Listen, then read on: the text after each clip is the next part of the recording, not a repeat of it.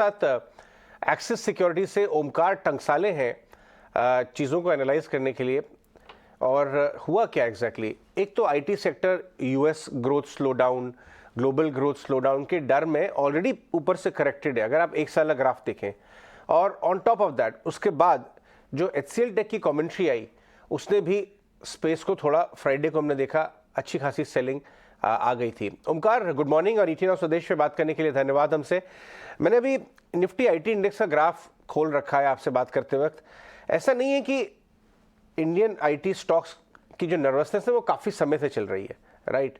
और अगर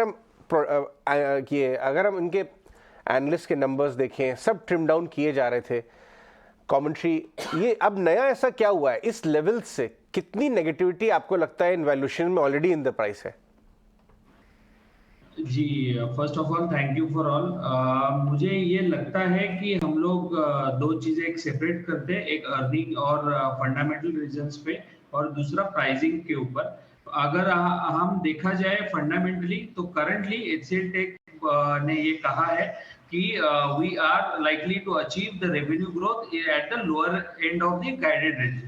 तो 13.5 टू 14.5 का 13.5 they are going to achieve it, जो इंडिकेट करता है कि डबल डिजिट ग्रोथ हालांकि पॉसिबल है अभी भी क्वार्टर में। अभी जो रिएक्शन आया है वो reaction of the future forecast पे आया कि there might be a lag, क्योंकि आईटी एक्सपेंडिचर में एक लैग आ सकता है, तो उसका प्राइस पे रिएक्शन आ गया है। सो एक सिग्निफिकेंट इम्पैक्ट एक अर्निंग्स पे अब नहीं आया है। जो इम्पैक्ट आया है वो प्राइसिंग के ऊपर और वैल्यूएशन के ऊपर आया है, जो कि आया था वो मेरे हिसाब से थोड़ा सा ओवर रिएक्शन है, क्योंकि जितना भी एट्रिशन लेवल था और उसने हायरिंग थोड़ा सा कंट्रोल किया था Q2 और Q1 के कमेंट्री में, जो कि दिख रहा था कि जो 14.5 to 15% is likely to be unachievable और difficult to achieve in the task. फिर भी the commentary that they have made is due to extended furloughs, उसका प्राइसिंग में प्रेशर आया है। आईटी सर्विसेज आज तक तो एक रेजिलिएंट परफॉर्मेंस देते आए हैं, जहां हालांकि वो आप डील विंस में देखो या रेवेन्यू कौन से भी फैक्टर्स में, मार्जिन्स में थोड़ा इम्पैक्ट आया था because of the higher demand and attrition elevation. So वो मुझे थोड़ा सेटलिंग डाउन होते हुए दिख रहा है आने वाले कुछ समय में। हाँ, कुछ प्रोजेक्ट और ग्रोथ मोमेंटम में डिले हो सकता है, तो ग्रोथ मोमेंटम में थोड़ा सा स्लो डाउन आ सकता है, जहाँ भी 3 to 4% रेवेन्यू Q1Q परफॉर्म करे तो 1 to 2% करे, लेकिन ग्रोथ मुझे थोड़ा I am positive about this sector. Okay, Omkar, अगर आप पॉजिटिव हैं इस सेक्टर में तो इस वक्त आपकी टॉप पिक्स क्या है आईटी स्पेस से?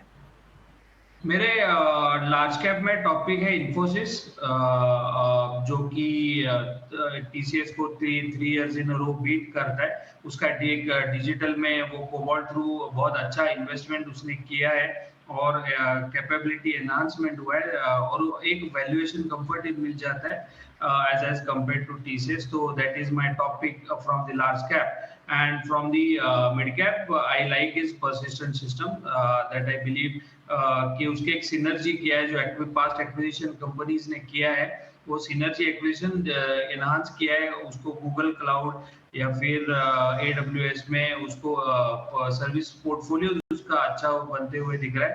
उसने भी पीयर्स को बीट किया है पर रेवेन्यू ग्रोथ मोमेंटम में, तो आने वाले समय पे भी मुझे लगता है it will beat and will get and higher returns as compared to others. ठीक है ओंकार, आपको TCS क्यों नहीं पसंद? TCS पसंद है, लेकिन मुझे इन्फोसिस ज्यादा पसंद है बिकॉज वैल्यूएशन कंफर्ट आता है, और जो एक रेवेन्यू ग्रोथ मोमेंटम है जो इन्फोसिस में ज्यादा है as compare to TCS। TCS is a very good company and it does not mean that I don't like it, but why Infi? Because Infi is having the higher growth perspective, because of the lower valuation, revenue growth momentum as compared to TCS से ज्यादा है। Otherwise, as a TCS is premier to the valuation and it's a great company to invest with, and the management is also very clean and very good dividend yield, so it's a great company.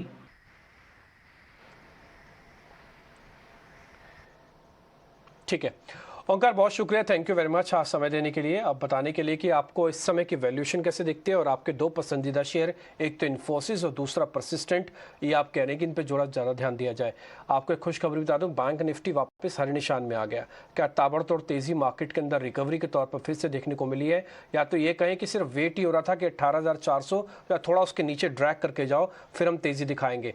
Nifty bank ज़्यादा strong है Nifty से, इसलिए जल्दी हरे निशान में आ जाता है।